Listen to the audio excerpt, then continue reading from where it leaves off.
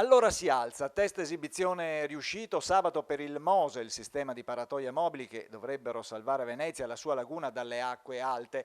4 paratoie del modulo sperimentale elettromeccanico sono state fatte alzare, uscendo dall'acqua, alla bocca di porto del Lido di Venezia, presenti il ministro Lupi, il presidente della regione Luca Zaia, la presidente della provincia di Venezia Francesca Zaccariotto e il sindaco della città lagunare Giorgio Orsoni. Un'opera mastodontica, duramente contestata, ultimamente anche al centro di una bufera di polemiche su appalti e mazzette, che ha visto lievitare tempi e costi di realizzazione passando dai previsti 3.200 miliardi di lire nel 1989 ai 5.493 milioni di euro di oggi.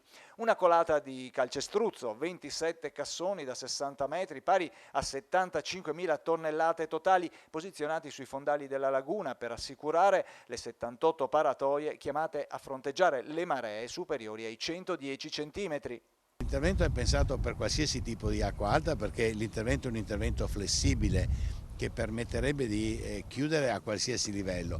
È poi una decisione più tecnico-politica quella che decide a quale livello chiudere, e la decisione che è stata presa è che quando ci si attende di avere una marea di 1,10 m fuori in mare si debba chiudere. Questo permette di chiudere le paratoie tra i 5 e 7 volte all'anno invece che le 40-50 che occorrerebbe se volessimo difendere qualsiasi metro quadrato della città che comincia a essere inondata a 80 cm sul livello medio mare.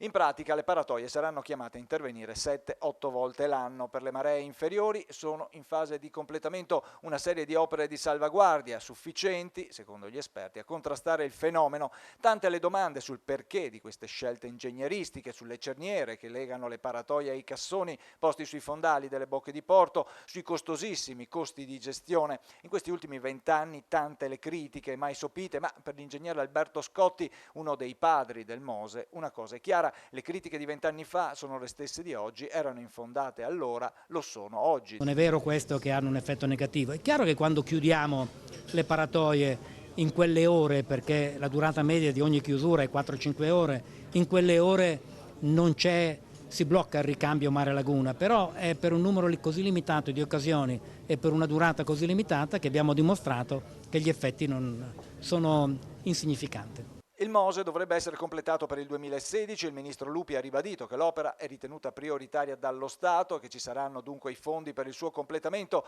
obiettivo tassativo finirlo entro il 2016. Attualmente il MOSE è arrivato a uno stato di avanzamento dei lavori pari all'80%.